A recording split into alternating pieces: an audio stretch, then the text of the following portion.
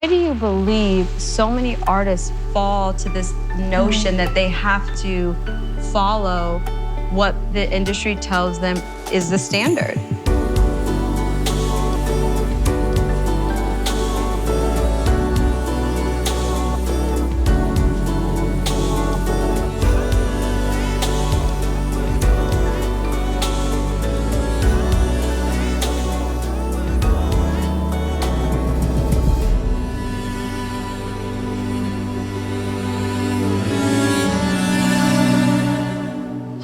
Hello. How are you? I'm good. I'm great. You? Thank you so much for doing this. Thanks for having me. Yes, of course. You are an incredible, remarkable artist. Thank you. You started as a rapper. You're a singer, songwriter. How did you know that entertainment was the path that you were supposed to pursue?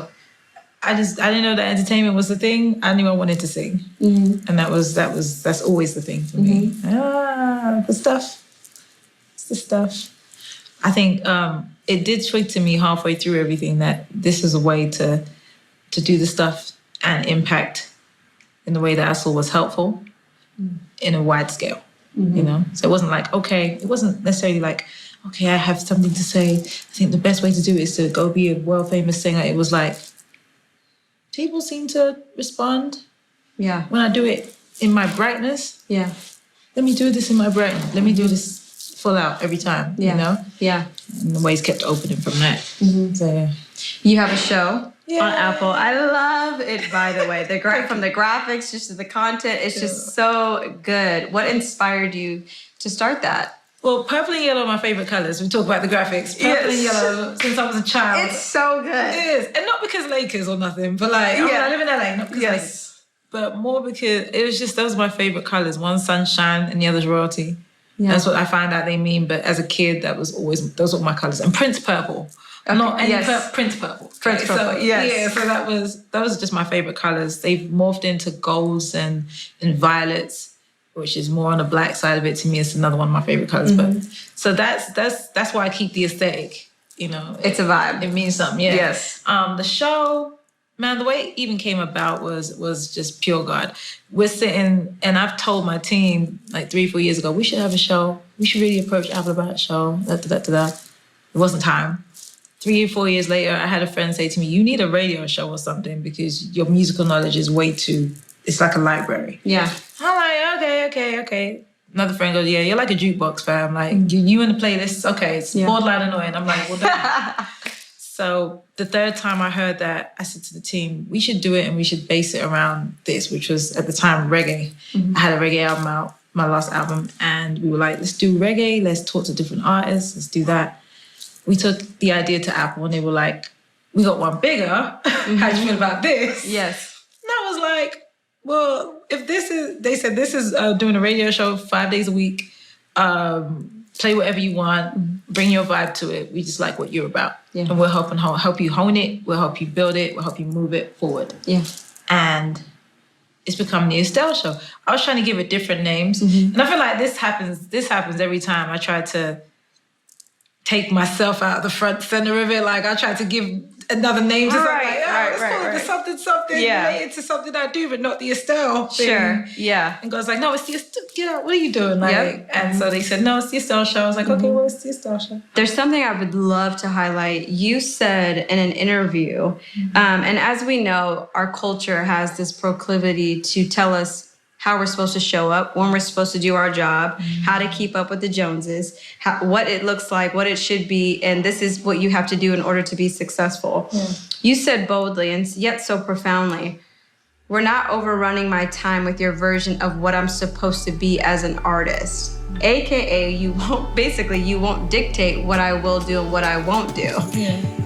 Why do you believe so many artists fall to this notion that they have to follow what the industry tells them is the standard? Well, because I think there's two sides to the industry, two really, really heavy and bright sides to the industry. It's not dark, it's all light. So one side is the creative who's there being in their magic, And at the point where they get out of their way enough to channel something great, beauty comes out, right? And they're successful at it. There's the other side who wants to manage that and make that into money, right? And both do a good job of making it look really successful.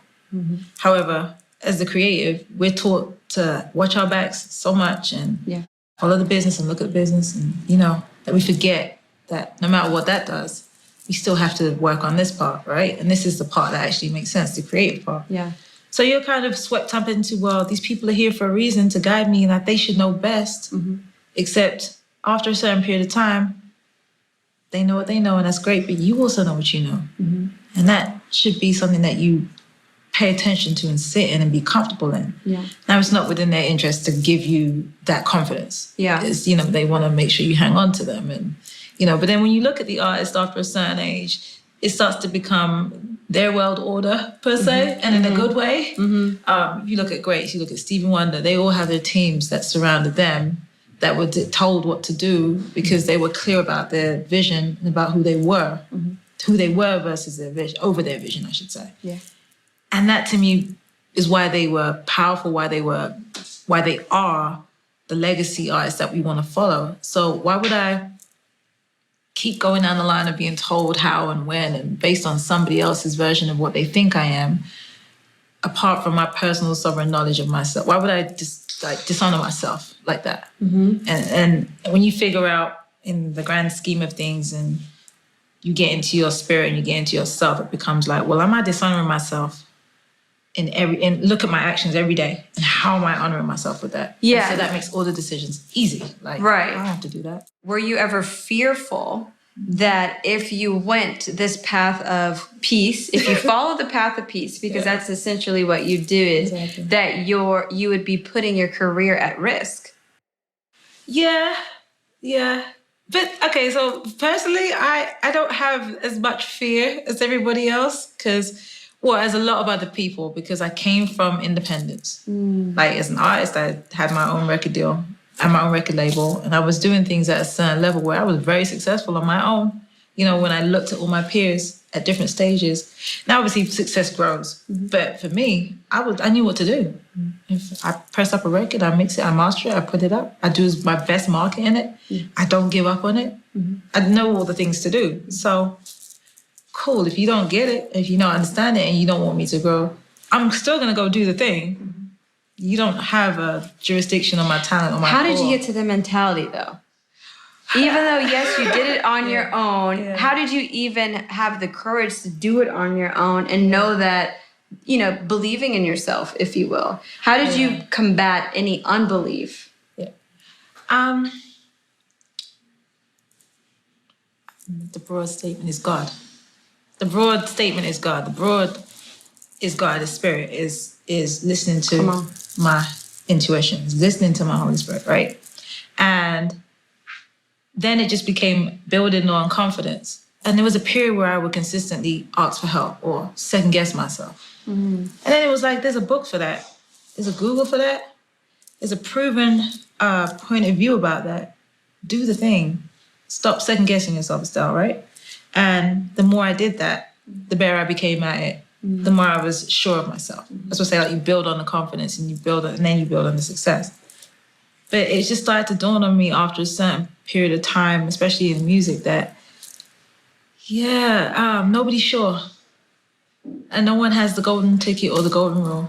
The highest of artists are still figuring this out day by day. It's not promised to anyone.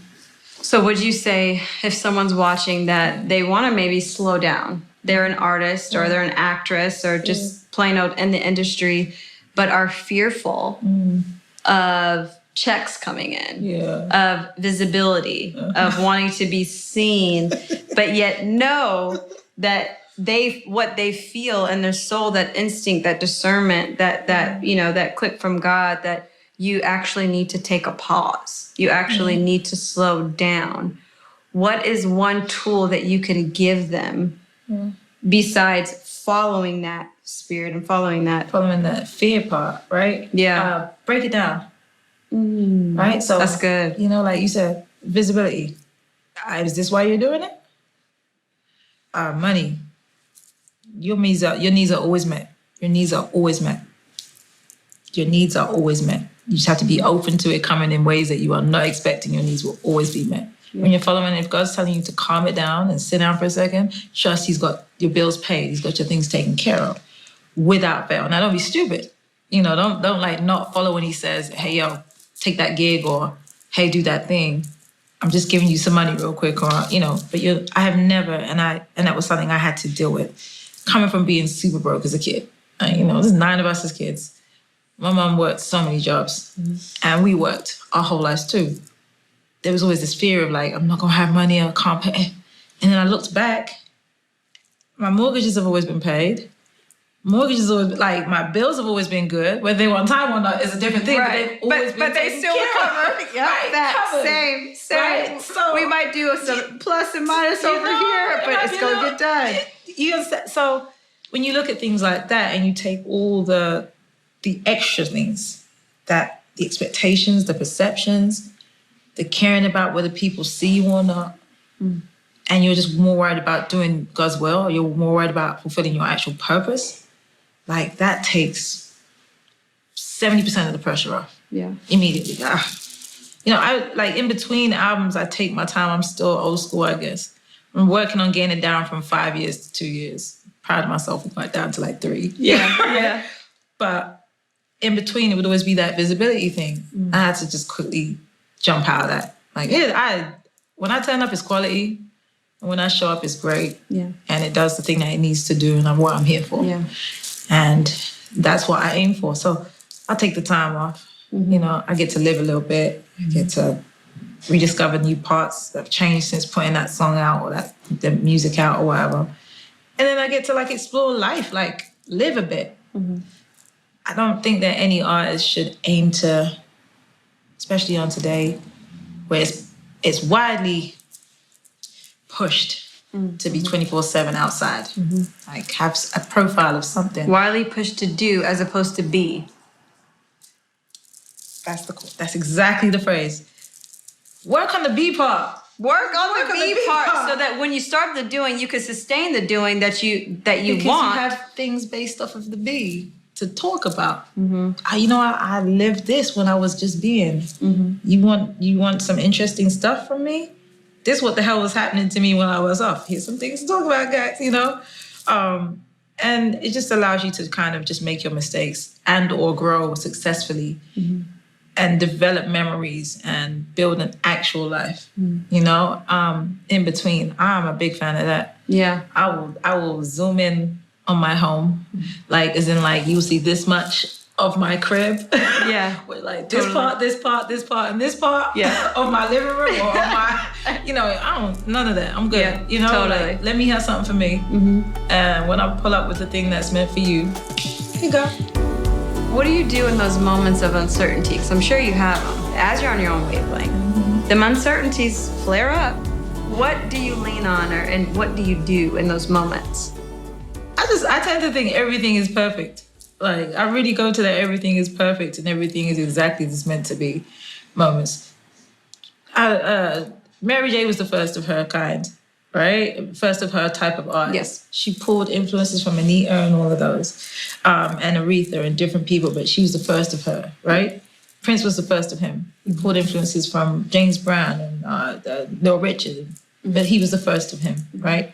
I'm using music because... Yeah, sure. No, I'm tracking. But I feel like if you're doing something great, or you're listening, you're trying to listen, and you are making efforts to follow your purpose, there's always going to be that out the blue thing that comes that you're not sure about, but you do it anyway, and you spend like a year to 6 months, 3-4 years second guessing that moment. Like, why did I wear red hair in that video? Right. Why did I wear this lipstick? What the heck? What was this? Why did I sound like that? Why did I sing that song? And then someone will come out the blue and be like, when I was, and that's the reason you did that. When I was, you made me feel like I could wear red hair. Okay, that's the reason I did that. Yeah. So going back to those moments of the bigger why is when you're having those moments of uncertainty. But let me just remember, there's a bigger thing, and get out the way. Yeah. Play your part, get out the way. Do your part, get out the way. Yeah. So now, don't you sit there putting up blocks energetically or for yourself because you want to overthink it because you know everything. Right? You don't know nothing. We don't. You know a thing. We just are here playing our part. Playing our part. Try to be cute. Try to keep our skin clear. And flow.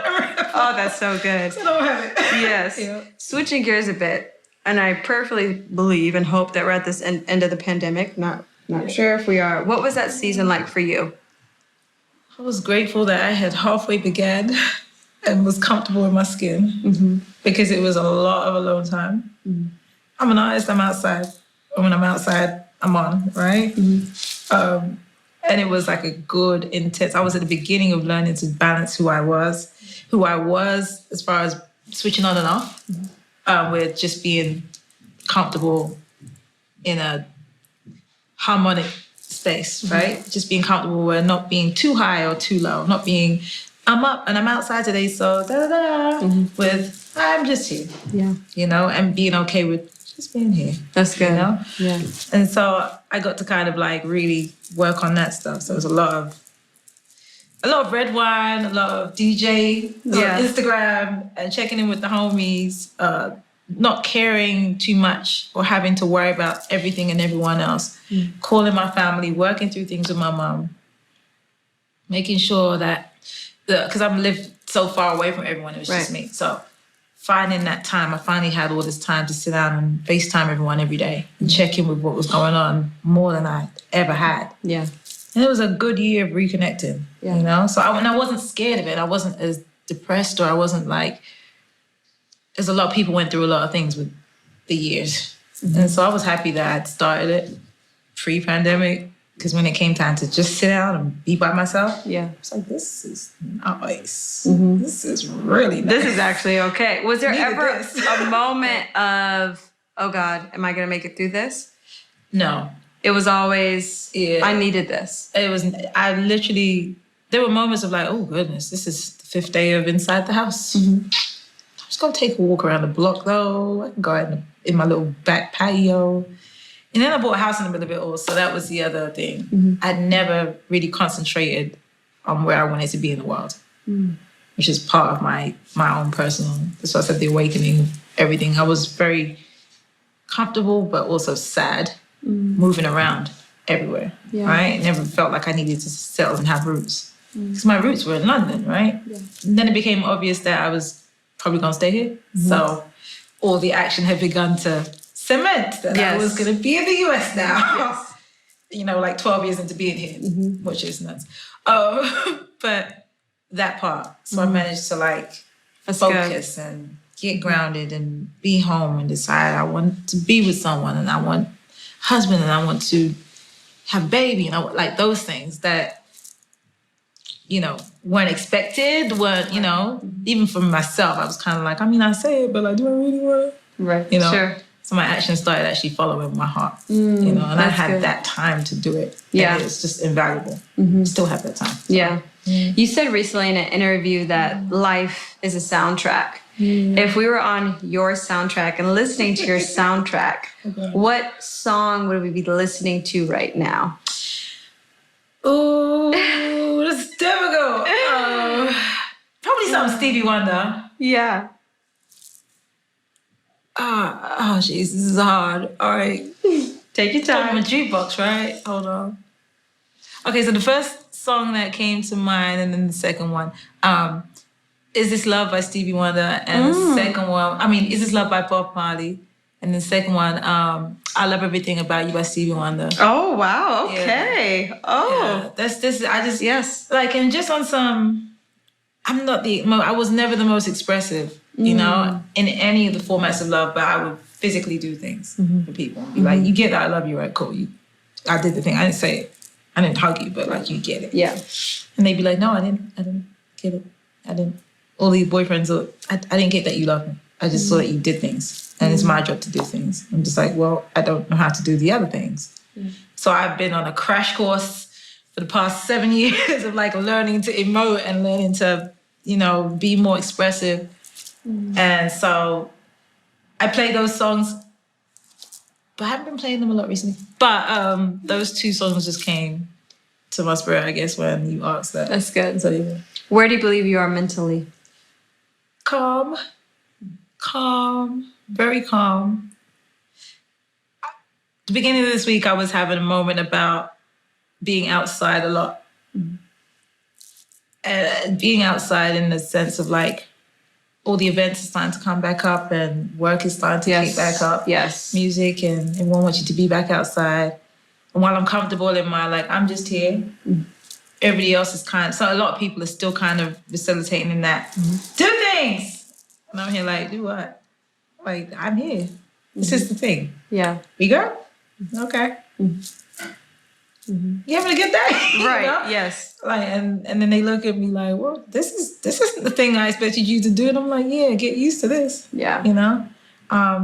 And, you know, so like as far as work, but as far as the world, it is a little unnerving with all the wars and all the things. Oh, yeah. And all the stuff. And when you're in the public eye, people ask you questions about that stuff. And I'm here like, I am just as scared of you. Exactly. I don't have any answers. But just the powers that be, right? The mortal powers that be are out here tootsie rolling on what they think they, you know, playing God. Yeah. And we are here as humans kind of subject to their ego. And that's the part that is nerve-wracking for a lot of people. And I am people. Yes. So I know that everything's good. I know that we'll all be okay. But in the interim day today, it's a little nerve-wracking because I know that whenever I say something, it carries some kind of weight. Yes. So I just pray to say the right thing. And I always lead with love and pray that my words are comforting instead of inciting or making people want to fight anymore, because there's enough of that. I try and lead them with love. You know what? That's happening, but you know what you can do is smile at someone. You know what you can do is try and help the people. I know they're trying to divide us by war and by color, but here's what. You know people of other races. You know people of other spaces. It's okay. Smile. Talk to them. Yeah, that's good. Different, you know? Be a vessel. Be a light. Exactly. Yeah. What legacy do you hope to leave? Legacy of love, of caring, of straightforwardness, of no excuses, of compassion, of empathy, peace. Yeah. Well, I can tell you that you carry all of those. You carry all of those. Lastly, here at Buttah, of course, we love all the products. Yes. Vitamin C, the charcoal, all the things. And we love to take care of our exterior with our skin. How do you take care of your internal being? I meditate a ton. I don't want to curse. I said that. I meditate a ton. Yes. I am the girl that's like, all right, everything's annoying me right now. I'm going to go be in my quiet space. Or I'll put my earpiece on and people be talking to me and I have megahertz going and it makes a difference. Sure. It shifts my energy. All right, and I'm good at, I need to breathe. I'm good at that. Like someone will be going like, I'm like, okay, I just need to breathe a second, but keep talking, you know? I'll be like, give me 5 minutes. I'll be right back, you know? And I will dip and go breathe and recenter myself. That's how I do that. And in those times, I listen, you know? I listen. They say prayer is asking, meditation is listening, right? For the answer.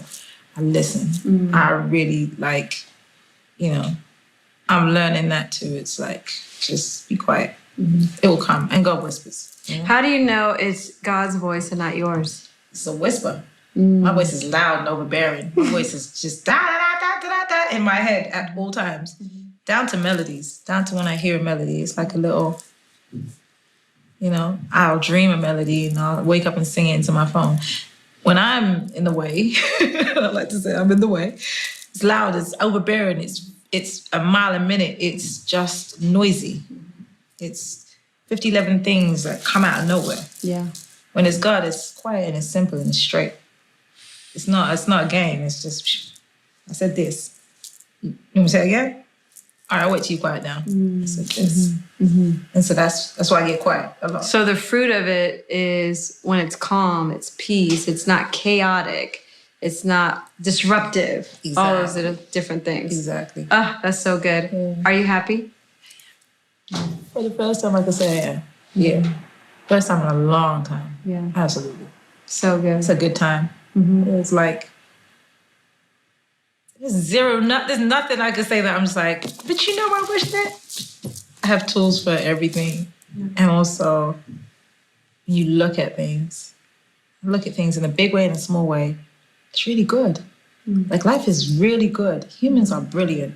I have a really optimistic viewpoint of humans because we are. There's so much great we do, you know? And I'm just like, I want people to focus on that. I want people to pay attention to that. Whenever you get into a bad bag, there are at least 5 to 7 people around you that are brilliant and amazing and really good. Yeah. If they're not, find those people. Go if it's a character in a book. Yeah. A human wrote that. They're brilliant. Yeah. You do amazing things. Yeah. You know? I think there's always that side to look at. So perspective is everything. Everything. Yeah. So good. Oh, thank you so much. Thank you for this. Thank you. It was wonderful. Thank you, thank you, thank you.